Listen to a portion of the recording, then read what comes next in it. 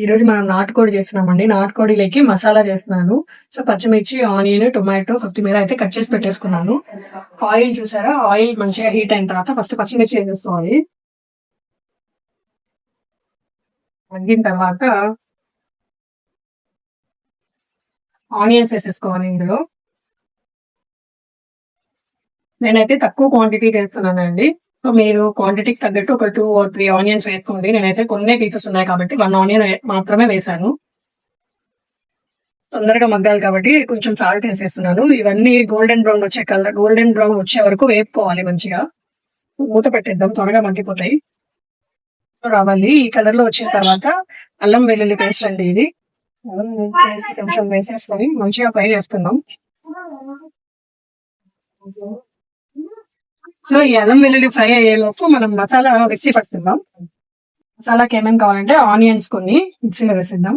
ఇంకా థిక్నెస్ కోసం కొంచెం కొబ్బరి అండ్ కొంచెం కాజు అండి. ఇది ఎందుకంటే థిక్నెస్ వస్తుంది కాజు పేస్ట్ వేసినప్పుడు, టేస్ట్ కూడా చాలా బాగుంటుంది. సో కొన్ని కాజు యాడ్ చేసుకోండి. సో వీటన్నిటిని మిక్సీ పట్టు.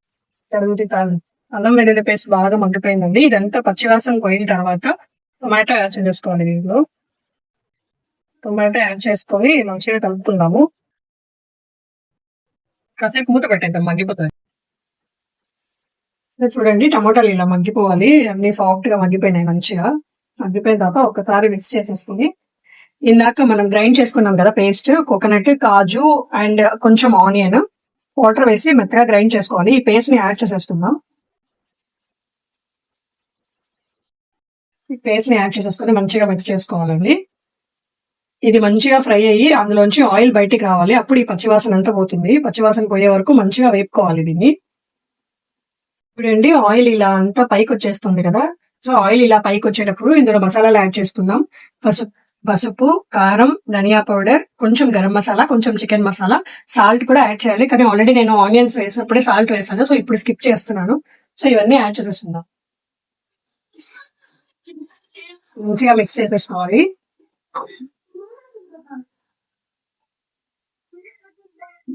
ఈ మసాలాలన్నీ మంచిగా ఫ్రై అవ్వాలండి. చూసారా మసాలా అంతా మంచిగా ఫ్రై అయ్యి రెడ్ కలర్ లో వచ్చేసింది. ఆయిల్ కూడా మనకు పైకి తేలుతుందండి. ఈ స్టేజ్ లో ఏం చేయాలంటే మనం చికెన్ యాడ్ చేసేసుకోవాలన్నమాట. నాటుకోడి అండి ఇది. మార్నింగ్ కట్ చేసి పెట్టాము ఫ్రిడ్జ్ లో. సో నేను ఇందాక తీసాను. ఇది పెట్టి మంచిగా మిక్స్ చేసుకోవాలి. సో ఇలా మసాలా అంతా ముక్కలకి పట్టేటట్టు మంచిగా మిక్స్ చేసుకొని కాసేపు వదిలేద్దామండి. చూసారా మూత తీసి చూద్దాము. సో ఇలా మసాలా అంతా ముక్కలకి బాగా పట్టిందండి. ఈ స్టేజ్ లో ఏం చేస్తామంటే కొంచెం కొత్తిమీర యాడ్ చేద్దాము. సో ఇలా కొత్తిమీర యాడ్ చేసిన తర్వాత ఇది చూసారా రెడ్ చిల్లీస్ అండి. రెడ్ చిల్లీస్ ఇందులో యాడ్ చేయడం వల్ల ఏంటంటే స్పైస్ ముక్కలకి బాగా పడుతుంది. ఇది నార్మల్ చికెన్ కాదు కదా, నాటుకోడి కాబట్టి మనం ఎంత మసాలా వేసినా కూడా కొంచెం వాటరీగానే ఉంటది. మసాలా ముక్కకు పట్టదు కదా. సో స్పైస్ అనేది బాగా పడుతుంది అనమాట ఇలా మనము రెడ్ చిల్లీస్ ఈ స్టేజ్ లో యాడ్ చేసినప్పుడు. రెడ్ చిల్లీ యాడ్ చేసిన తర్వాత ఒక 2 minutes ఇలా మగ్గించుకోవాలి. 2 minutes మగ్గించిన తర్వాత నేను ఆల్రెడీ హాట్ వాటర్ కాల్చి పెట్టుకున్నానండి కెటిల్లో. త్వరగా అయిపోతుంది కర్రీ అనేసి. సో వాటర్ యాడ్ చేసేసుకున్నాం.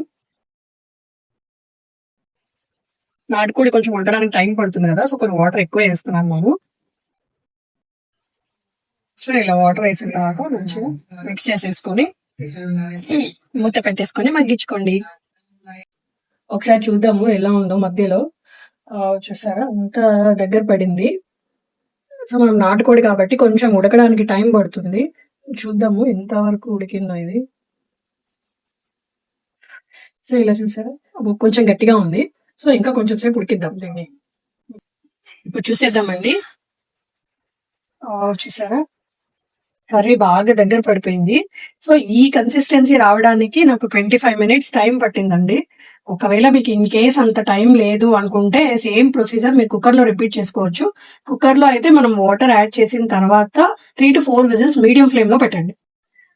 సో ఈ కన్సిస్టెన్సీ మనకు వచ్చేస్తుంది. సో ఓన్లీ బాయిలింగ్ టైమే 25 minutes పట్టిందండి ముందు ప్రొసీజర్ అంతా కాక. సో ఇంకేముంది కర్రీ రెడీ అయిపోయింది. లాస్ట్ లో కొత్తిమీర చల్లేసుకొని స్టవ్ ఆఫ్ చేసుకొని ఒక 10 minutes దీన్ని ఇలాగే వదిలేయండి. 10 minutes తర్వాత యూ కెన్ సర్వ్. 10 minutes అండి. చూద్దాము కర్రీ ఎట్లా దగ్గర పడిందో. సరే ఇలా పడింది. సో ఇది బాయిల్ అయ్యే లోపు నేను చపాతీ కూడా చేసేసాను. సో చపాతీ కర్రీ ఫస్ట్ మా మమ్మీని అడుగుతాను ఎలా ఉంది అనేది. చెప్పడం మర్చిపోయాను, మీకు కావాలనుకుంటే లెమన్ స్క్వీజ్ చేసుకోండి, నేనైతే చేస్తున్నాను మా మమ్మీకి. And with onions. రండి మా మమ్మీని అడుగుదాం. మమ్మీ చూడు, ఇది నాటుకోడి చపాతీ, తినేసి ఎట్లుందో చెప్పాలి నువ్వు. బేసిక్ గా నేను చేసే వంటలు మా మమ్మీకి నచ్చవు, సో ఈ రోజు ఎట్లా రివ్యూ ఇస్తాను చూద్దాం. చెప్తానే నేను చేసే వంటలు నీకు నచ్చావు కదా, నీకు ఇష్టం అని కుక్కర్ లో కూడా పెట్టలే, నేను నార్మల్ గా ఉడికించిన. వేడి చపాతి, వేడి వేడి నాటుకోడి కూర్చో. ఇంకా ఉడికిందా లేదా చెప్పు. సూపర్. అన్ని సరిపోయినాయా ఉప్పు అన్ని?